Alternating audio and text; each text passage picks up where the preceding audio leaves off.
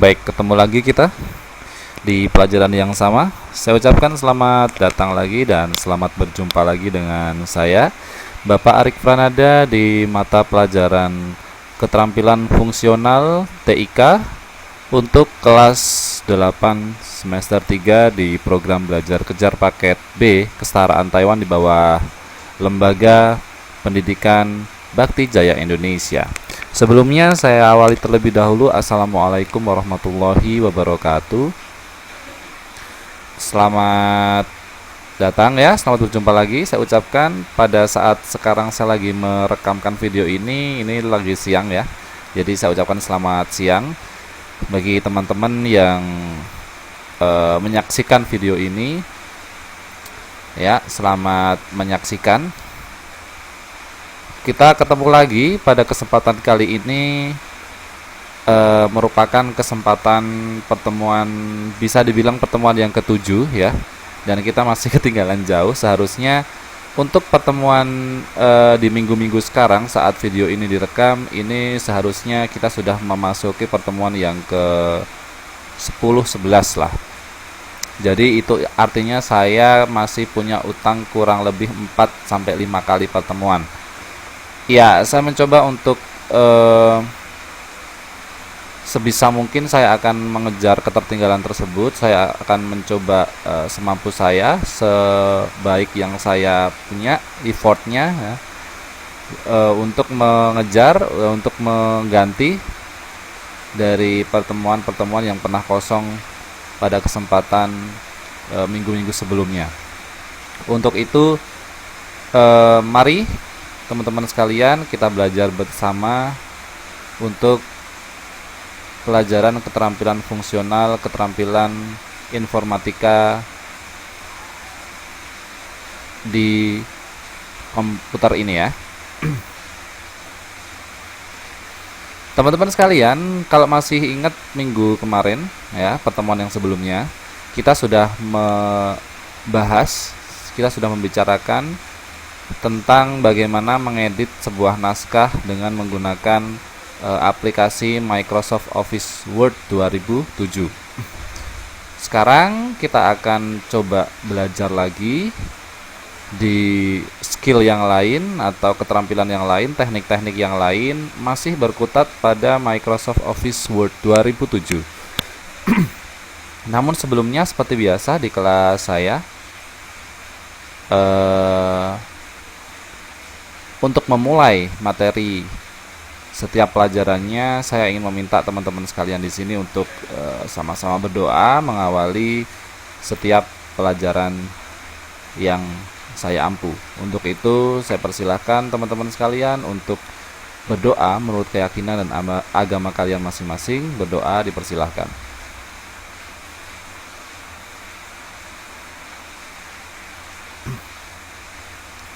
Berdoa selesai. Ya, mungkin seperti biasa ya, karena materi teknologi informatika ini atau keterampilan fungsional ini tidak bisa dijelaskan dengan menggunakan Wizik online. Terpaksa saya harus merekamkan via offline seperti ini supaya teman-teman sekalian bisa jelas dalam memahami setiap materi yang akan saya sampaikan. Untuk itu, komentar, kritik, saran ataupun respon dari teman-teman sekalian, feedback dari teman-teman sekalian sebenarnya sangat saya tunggu. Jika ada pertanyaan, hal-hal yang tidak dimengerti, hal-hal yang tidak diketahui terkait dengan materi keterampilan fungsional ini, silakan nanti teman-teman sekalian meninggalkan komentar di Facebook di bawah link video yang akan saya bagikan nanti setelah proses pembelajaran ini selesai, ataupun kalian bisa komentar juga di account YouTube saya, di mana nanti di setiap materinya akan saya bagikan, dan teman-teman sekalian ketika buka link YouTube tersebut akan ada link komentar. Silahkan, itu bisa dijadikan sebagai kolom diskusi buat kita dalam membahas setiap materi yang berbeda, setiap pelajaran keterampilan fungsional, dan setiap topik yang berbeda pada setiap pelajarannya. Untuk itu, teman-teman sekalian, saya kira saya tidak perlu ini ya, cross check lagi apakah teman-teman sekalian dengar suara saya atau tidak, karena ini sistemnya offline, tidak online music. Jadi saya kira selama kalian memiliki jaringan yang kuat, bisa mengakses YouTube, speaker handphonenya baik-baik saja dalam keadaan sehat, saya kira itu bisa berjalan dengan baik ya proses pembelajaran pada kesempatan kali ini. Ya, kita langsung saja. Di sini sudah saya persiapkan materinya dan nanti kita akan segera praktekkan, yaitu kemarin minggu kemarin ya, saya sudah mengajarkan bagaimana cara mengedit sebuah naskah dokumen. Dan pada kesempatan kali ini saya akan coba untuk membagikan tips teknik ya, teknik-teknik yang ada di dalam Microsoft Office Word 2007, yaitu tentang format naskah.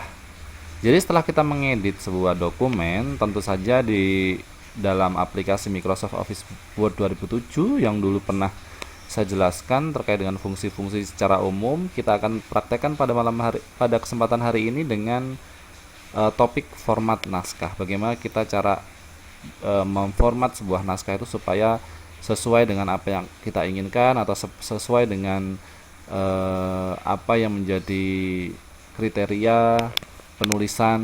Misalnya kalau kita ikut lomba atau kita menulis sebuah karya tulis ilmiah, di situ pasti akan ada perintah formatnya seperti apa. Baik.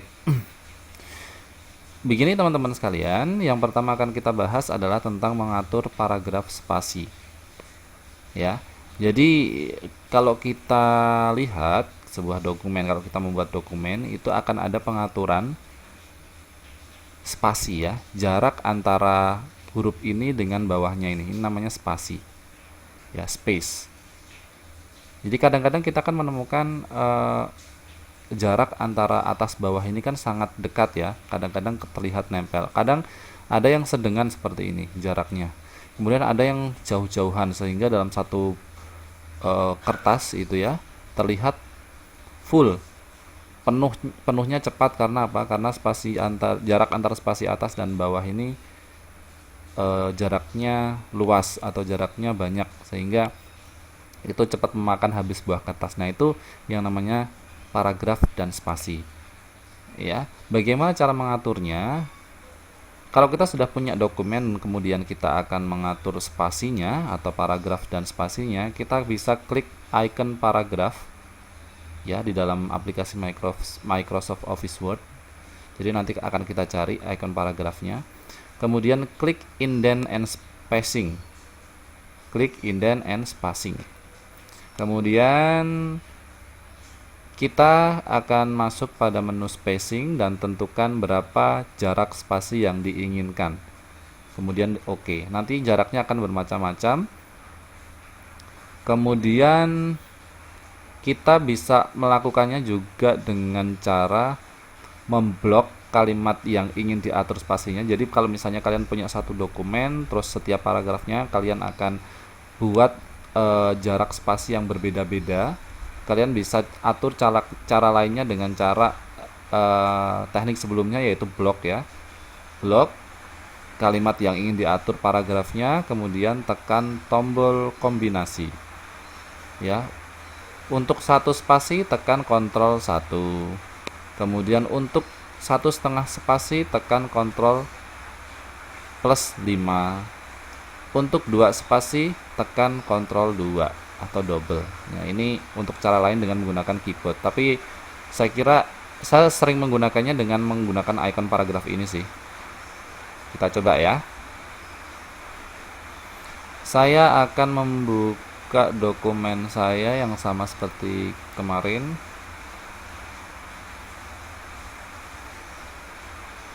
Masih dokumen ini ya. Ya, di mana kita tadi bisa menemukan sebuah menu paragraf dan spacing ya. Kita lihat lagi. Untuk mengatur spasi dan paragraf, kita bisa melakukan adalah klik ikon paragraf. Di mana kita bisa menemukan icon paragraf di sini. Oh, ternyata ini. Ini ikon paragraf ya. Kita bisa klik icon paragraf di sini. Nah, nanti akan ketemu menu indent and spacing. Paham ya? Kemudian pada spacing tentukan berapa spasi yang diinginkan, kemudian klik OK. Ya. Di sini yang perlu kita atur adalah di sini untuk mengatur spasi yang setelah kita klik paragraf di sini, kemudian kita fokus ke line spacing ini.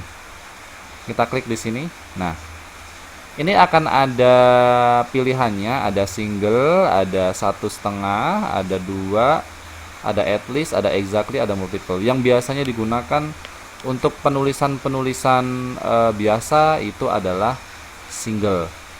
Kemudian penulisan-penulisan laporan itu biasanya 1,5 spasi. Kemudian penulisan-penulisan karya tulis ilmiah seperti tesis, penelitian, skripsi dan sebagainya biasanya menggunakan double. Baik, kita praktekkan ya. Ini spasinya berapa saya kurang tahu. Kita bisa klik di sini, kita bisa cek di sini. Ini juga spasi sih sebenarnya. Oh, ini 1 single spasinya. Kalau kita mau rubah, kita klik ini. Kita rubah misalnya 1,5 spasi ya. Klik OK. Apa yang akan terjadi? Dia akan berubah jaraknya. Ya. Kalau kalian ingin merubah semuanya atau sebagian saja, misalnya ini yang akan saya rubah menjadi 1,5 spasi misalnya. Tinggal klik ini, tinggal ini 1,5. Oke. Nah, dia akan berbeda kan, lihat nih jaraknya.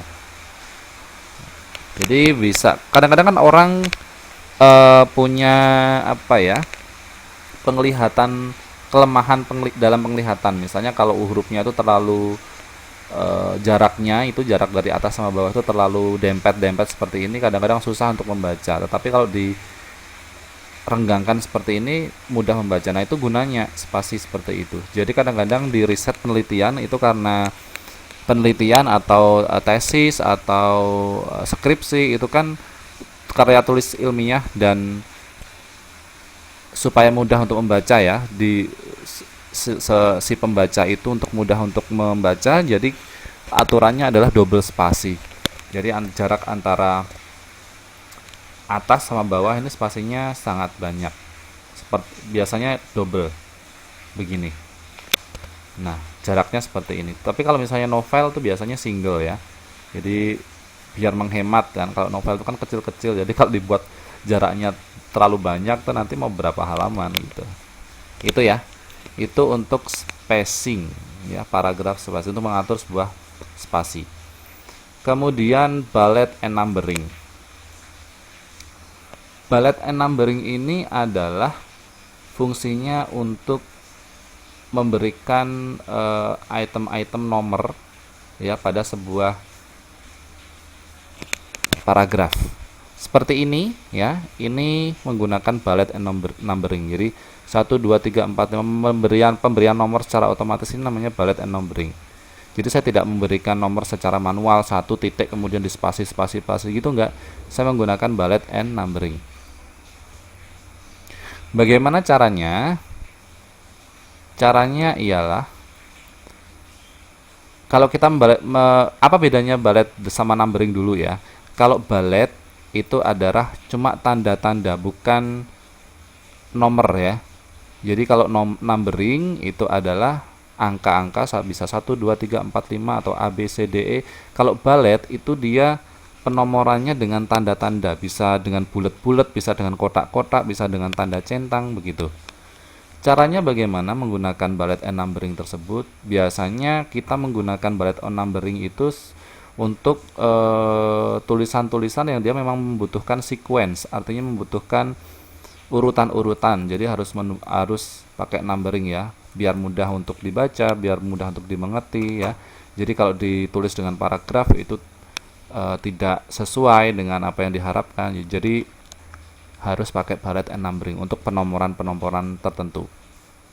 Oke, kita coba satu-satu ya untuk bullet terlebih dahulu. Jadi bullet tadi adalah penomoran untuk kata atau kalimat dalam sebuah dokumen di Microsoft Office Word 2007, tapi tidak menggunakan angka, tetapi menggunakan icon-icon atau tanda-tanda tertentu. Nanti akan kita lihat tandanya atau icon-iconnya yang bisa kita pilih apa saja. Oke. Yang pertama caranya adalah blok atau tandai bagian naskah yang ingin dibuat ballet. Biasanya kita blok saja. Kemudian klik tab home dan klik tanda ini. Jadi untuk menandai atau membuat penomoran di dalam sebuah dokumen, kita perlu klik home karena menunya ada di home, dan klik tanda ini untuk memulai membuat tanda-tanda, membuat penomoran dengan menggunakan tanda. Untuk memilih jenis balet atau tanda, klik tanda panah ke bawah ini loh, tanda panah ke bawah ini diklik nantinya. Kemudian klik balet yang Anda harapkan atau yang diinginkan. Selain itu, juga bisa memilih alternatif balet yang lain dengan mengeklik Define New Ballet. Kalian bisa membuat sendiri baletnya kalau misalnya kalian tidak menemukan sesuatu yang diharapkan. Misalnya, aku nggak mau yang bulat-bulat, aku nggak mau yang centang-centang, aku nggak mau yang kotak-kotak, aku pengennya yang love-love. Jadi kalian bisa bikin sendiri. Kemudian setelah Define New Ballet, klik karakter, lalu pilih jenis balet yang Anda inginkan, klik OK. Nanti kita coba ya. Kita coba di balet dulu. Oke. Saya akan buat ini untuk menjadi tidak bernomor dulu supaya kalian bisa paham. Misalnya ini. Jadi saya ingin membuat di bawah judul sub pokok bahasan ini menjadi penomoran-penomoran ya. Jadi caranya pertama kita blok semuanya. Kemudian tadi klik home, kita cari gambar balet, nih kan. Nah, kalau kalian klik yang ini langsung, nanti gambarnya akan bulat-bulat langsung seperti itu. Ya. Kalau kalian pengen memilih kira-kira mana yang sesuai ya, kalian klik tanda anak panah ke bawah ini. Nah, di sini yang disediakan ada bulat-bulat, non itu berarti tidak ada tandanya ya. Kalian bisa pilih bulat yang berisi ya, bulat hitam atau bulat putih, kotak atau tanda apa ini, kemudian ada kotak persegi, ada tanda panah, ada tanda centang. Ini biasanya yang sering digunakan itu adalah bulat-bulat ini, bulat atau kotak. Nah, tadi yang sebelumnya saya katakan kalian bisa menggambar sendiri atau memilih tanda-tanda atau balet, tetapi tidak ada yang di sini. Kalian bisa klik Define New Ballet. Ya, nah ini nanti kalian bisa pilih dari simbol-simbol ini, misalnya ini ya, atau ini, atau kalian bisa pilih picture. Ya, di sini nanti akan ada gambar-gambarnya. Nah, kan banyak.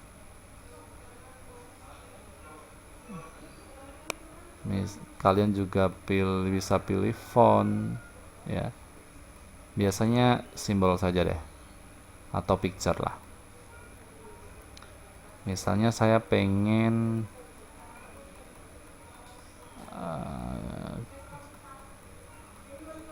gambar yang berbeda dari, misalnya ini kan tadi nggak ada tuh. Oke. Klik OK. Nah, sudah jadi kan ya. Misalnya saya ingin mengganti dengan yang bulat-bulat, tinggal di blok lagi, kemudian klik ganti dengan, dia akan ganti sendiri. Oke, paham ya di sini ya, itu untuk balet. Jadi diperhatikan, dipahami kalau balet itu digunakan untuk penomoran tetapi tidak menggunakan nomor, tapi menggunakan tanda-tanda. Oke. Sebaliknya dengan numbered, numbered ini berasal dari kata numbered ya, nomor ya. Jadi menandai sebuah dokumen atau paragraf itu dengan penomoran angka atau huruf ya. Caranya sama, bisa diblok terlebih dahulu atau tandai bagian naskah yang ingin dibuat numbering, kemudian klik tab home, tetapi yang diklik itu berbeda, bukan klik yang ini ya, tetapi klik yang satunya yang ada angkanya ini, bukan yang ini salah ini. Yang ikon ada angka 1 2 3. Nah, untuk memilih jenis balet atau numbering bisa klik anak panah, kemudian kita pilih number yang jenis number yang kita inginkan. Selain itu sama seperti balet tadi, kalian juga bisa menentukan sendiri penomoran dengan define new ballet. Kemudian karakter, terus oke. Kita coba ya. Misalnya ini, kita akan rubah menjadi angka-angka. Numbering. Kita klik ini. Nah, di sini akan ada beberapa kategori, ada angka 1 2 3 titik, kemudian 1 buka kurung, 1 kurung tutup ya, kemudian ada angka Romawi, ada pakai ABC, ada pakai ABC kapital, ada ABC kecil, ada A titik, B titik, kemudian yang dan sebagainya. Biasanya yang standar itu kita pakai 1 2 3 titik seperti ini atau ABCD. Perlu diketahui kalau penulisan ya, kalau misalnya judul pokoknya sudah pakai ABC, di bawahnya juga nggak boleh pakai ABC sebenarnya. Jadi bawahnya harus pakai angka 1 2 3 supaya untuk membedakan. Takutnya nanti membaca bingung lah, ini judulnya yang mana, terus sub judulnya yang mana, topiknya yang mana gitu. Takutnya bingung seperti itu. Untuk itu kalau di atas sudah pakai ABC yang besar seperti ini, kita pakainya yang angka saja. Misalnya pakai ini. Nah, jadi ya, gampang pokoknya. Itu untuk ballet and numbering. Ya, ada yang mau ditanyakan? Saya kira nggak ada yang ditanyakan ya. Baik, kita lanjutkan. Yang selanjutnya adalah borders and shading. Ya.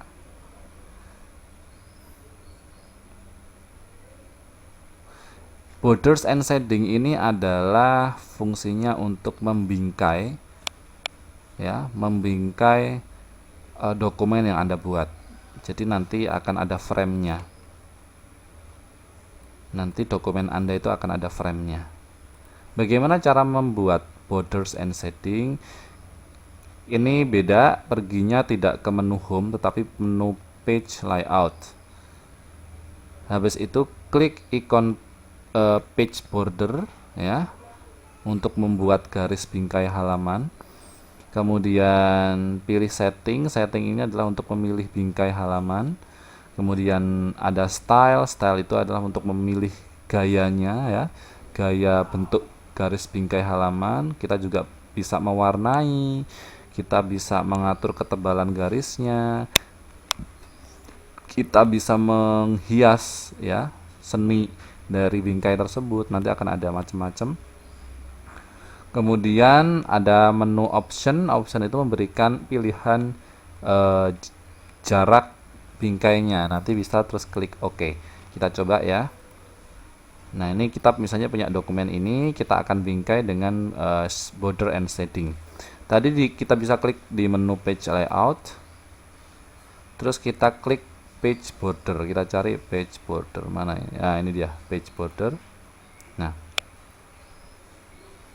tadi kan akan ada muncul menu-menu ya. Ini ada style, ada color, ada ketebalan, ada apa namanya, seninya ya, artnya.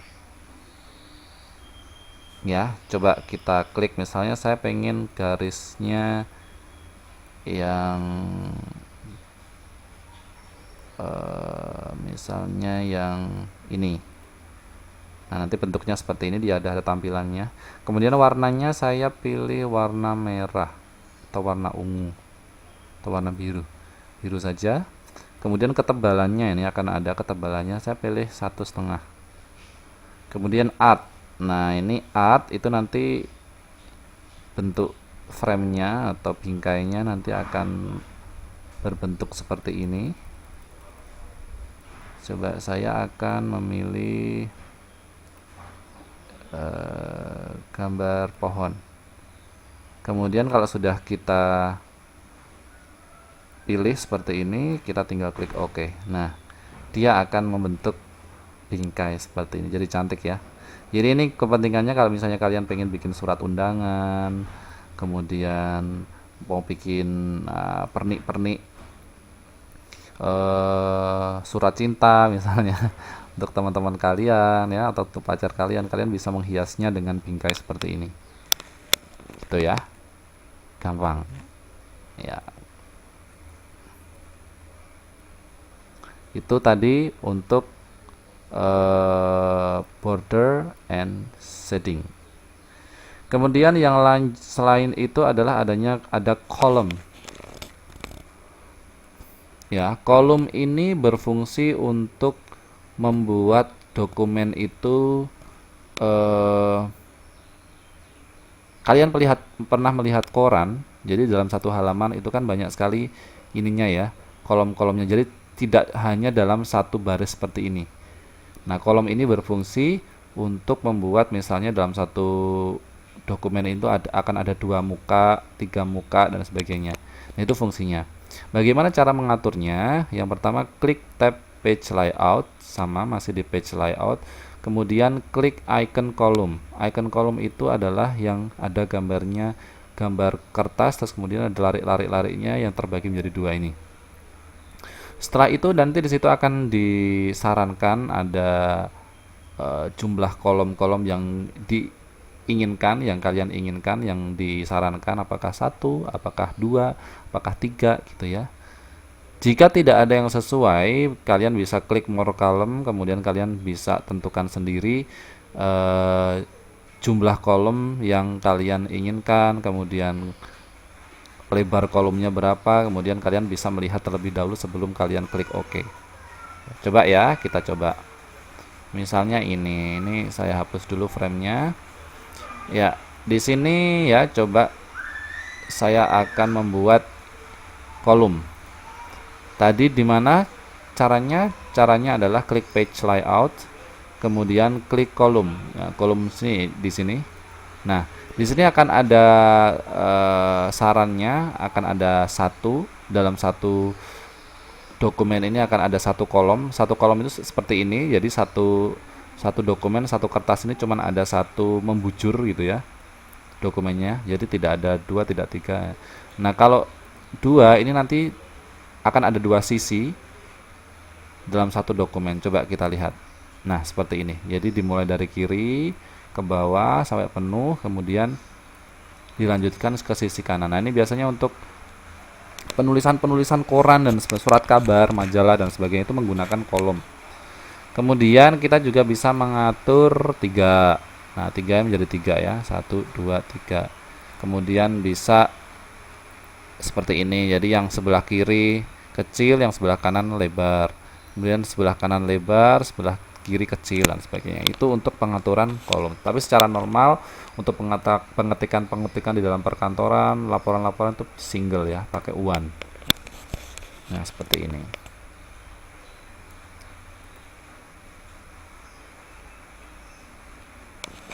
Ya, ini drop cap saya rasa nggak perlu. Ya. Kemudian kita lanjut ke format lanjutan. Ya, kita lanjut ke format lanjutan. Yang pertama selanjutnya adalah menyisipkan nomor halaman. Jadi kalau kalian membuat laporan, kemudian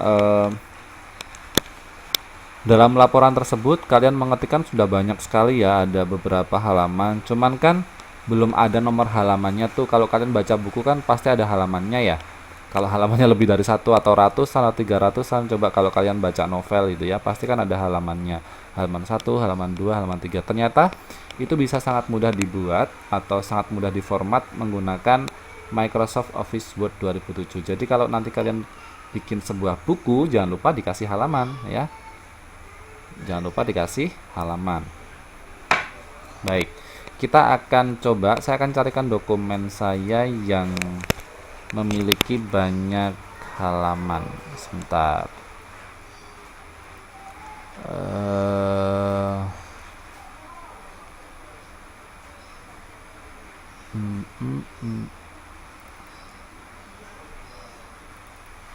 Coba ya.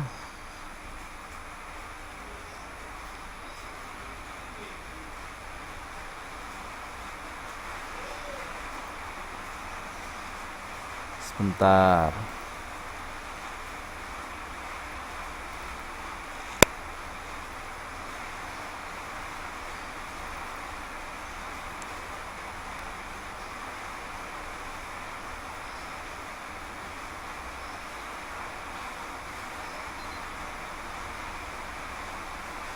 Oke, sebentar.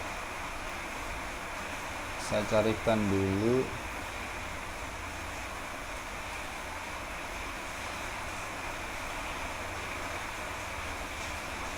Ya, ini ya. Oke, kita baca dulu untuk teorinya. Bagaimana kita bisa membuat halaman, ya, menyisipkan halaman, nomor halaman pada dokumen yang kita punya. Untuk menyisipkan nomor halaman, yang pertama kita lakukan adalah kita bisa klik tab insert. Jadi di dalam tampilan komputer kita nanti akan klik insert, kemudian silahkan pilih icon page number, ya, klik tanda panah ke bawah untuk menentukan posisinya, posisi numbernya. Biasanya kan ada yang posisinya di atas tengah-tengah, ada yang di atas bagian kiri, ada yang di atas bagian kanan, ada yang di bawah, ada yang bawah bagian kanan, ada yang bawah bagian kiri dan sebagainya. Nanti tergantung kita ingin memberikan nomor itu di posisi yang mana. Jika tidak ada yang sesuai, silahkan kalian bisa mengeklik sendiri nomor itu dengan klik format page. Kemudian kalian bisa memodifikasi format penomoran halaman. Ada dua fungsi. Yang pertama number format, itu bisa memilih nomor halaman, kemudian page numbering itu bisa mengatur urutan nomor halaman, ya, dan sebagainya. Untuk pemula saya kira cukup memberikan halaman 1 2 3 dulu ya. Ya, kita coba. Di sini kan tidak ada halamannya sama sekali. Kalau kalian lihat dokumen saya ini nggak ada halamannya. Coba dilihat. Di atas ini nggak ada halaman 1 2 3, di bawah pun juga tidak ada 1 2 3. Supaya mudah untuk diamati ya, untuk dibaca, sebuah buku atau sebuah dokumen itu seharusnya memiliki nomor halaman. Caranya gampang. Kita bisa klik tadi insert, kemudian page number. Kita cari page number, di mana page number. Oke, page number ada di sini. Kita bisa klik. Nah, di sini akan ada pilihan. Yang pertama adalah top page. Top page ini adalah penomoran halaman yang berada di atas dokumen. Jadi di sini nanti kalau kalian pilih top page akan ada penomoran halamannya di atas. Kita lihat.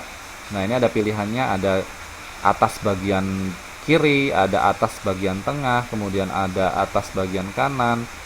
Terus gaya-gayanya juga beda-beda. Ada satu, ada tulisannya page di bagian kiri, page 1 bagian kanan, kemudian page of 1 bagian kiri, page of 1 bagian kanan dan sebagainya.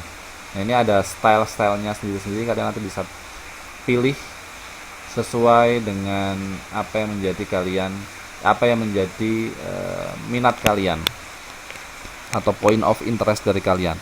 Itu ya. Jadi top of page itu penomoran dari halaman tetapi berada di atas dokumen.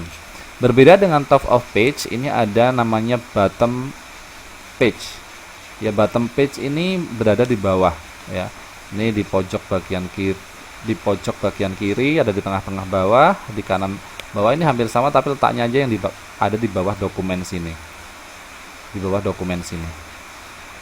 Ya. Kemudian page margin, ini penomoran halamannya ada di sisi kanan kiri. Ya, di sisi kanan kiri dari dokumen. Atau current position, ini bisa diposisikan mepet kertas baik di atas ini, kanan kiri atau di bawah. Biasanya yang sering digunakan oleh penulis-penulis atau penerbit-penerbit itu adalah penomoran di atas atau di bawah. Ya. Kita gunakan yang bawah aja ya sebagai contoh ya. Kita klik bottom, kemudian biasanya ada di tengah-tengah atau di pinggir kanan. Kita coba di tengah-tengah. Tinggal diklik saja, klik. Nah, sudah ada penomorannya. Otomatis, jadi tidak perlu manual satu-satu ya. Ini sudah halaman 1, halaman 2, halaman 3, halaman 4 dan seterusnya. Nah, bagaimana Pak kalau kita mau mengganti di samping kanan ya? Gampang saja, tinggal insert lagi page number, ganti sebelah kanan. Tuh, dia sudah berpindah di sebelah kanan. Apakah di bawah-bawahnya juga mengikuti? Tentu saja mengikuti. Tuh, 2, 3, 4. Pak, bagaimana Pak kalau misalnya contohnya yang ada gaya-gayanya tadi, halamannya bisa aja. Klik saja insert page number, kemudian yang ada gayanya kita pilih, misalnya ini ya, gayanya yang ini. Tuh, dia akan menurut semua. Page 1 of 14, page 2 of 14, page 3 dan seterusnya. Paham ya? Saya kira untuk formatan ini sangat mudah. Kita lanjutkan setelah pemformatan nomor halaman. Kita coba membuat header dan footer. Seperti dalam bahasa Inggrisnya ya, header dan footer itu berarti catatan kepala dan catatan kaki ya. Jadi kadang-kadang kalau kalian membaca sebuah novel ya, kalau membaca sebuah novel itu kan biasanya ada catatan kaki atau ada catatan di kepala gitu ya.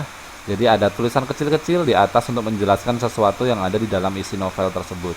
Biasanya misalnya memodifikasi, ada tanda bintang, kemudian nanti bintangnya di sini dijelaskan apa. Nah, itu namanya catatan kaki untuk menjelaskan biasanya sesuatu yang belum dijelaskan di dalam sebuah naskah. Begitu ya. Paham ya? Bagaimana cara membuatnya? Gampang sekali untuk membuatnya, teman-teman. Yang pertama, kita bisa klik icon header atau footer, kemudian klik tanda panah ke bawah untuk menentukan posisi di mana header dan footernya. Kemudian kita bisa mengetikkan catatan atas pada kolom header dan catatan bawah pada kolom footer, kemudian klik close. Kita coba ya. Saya akan memberikan catatan kaki di kata pengantar di sini. Misalnya ini saya hapus saja, enggak. Saya hapus saja. Ya. Kita coba untuk melakukan header and footer. Kita coba header dulu ya. Ini kita bisa klik insert kemudian header di sini. Nah, kemudian kita bisa pilih gayanya di sini. Misalnya mau pakai ini ya. Nah, di sini akan ada stylenya, misalnya ini saya akan isi tanggal 2017 bulan 3 tanggal 30. Nah, kemudian ini dokumen judulnya adalah misalnya proposal pelajaran keterampilan fungsional. Jadi setelah kita buat ini, otomatis nanti semua halamannya akan terisi footer. Jadi kita nggak perlu bikin ya. Jadi footer ini juga bisa digunakan untuk menandai bahwa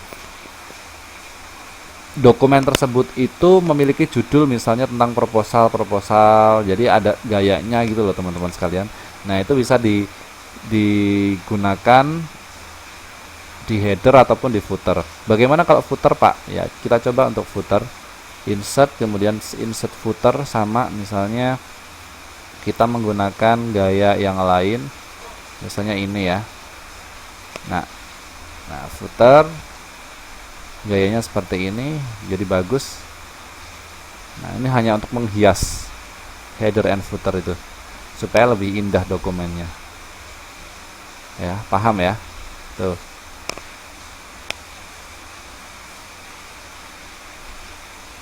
Dulu kita sudah pernah belajar tentang word art, menyisipkan gambar juga sudah.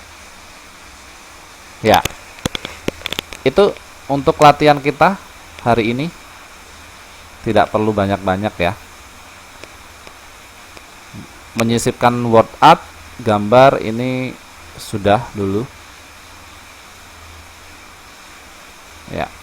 Mungkin pertemuan yang akan datang kita akan membahas tentang tabel. Jadi sebelum itu saya akan memberikan tugas nantinya setelah kalian mengamati atau melihat video rekaman ini. Nanti saya akan coba membuat tugas untuk kalian untuk dikerjakan supaya lebih terasah kemampuannya. Itu ya yang mungkin bisa saya sampaikan pada kesempatan hari ini. Kurang lebihnya mohon maaf. Mari kita tutup pertemuan pada kesempatan hari ini dengan berdoa menurut keyakinan dan agama kita masing-masing. Berdoa dipersilakan.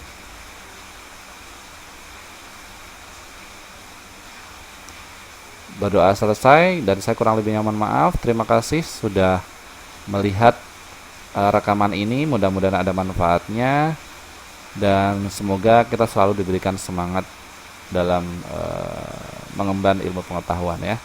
Dari saya kurang lebihnya mohon maaf. Saya akhiri. Assalamualaikum warahmatullahi wabarakatuh dan sampai jumpa di pertemuan yang akan datang.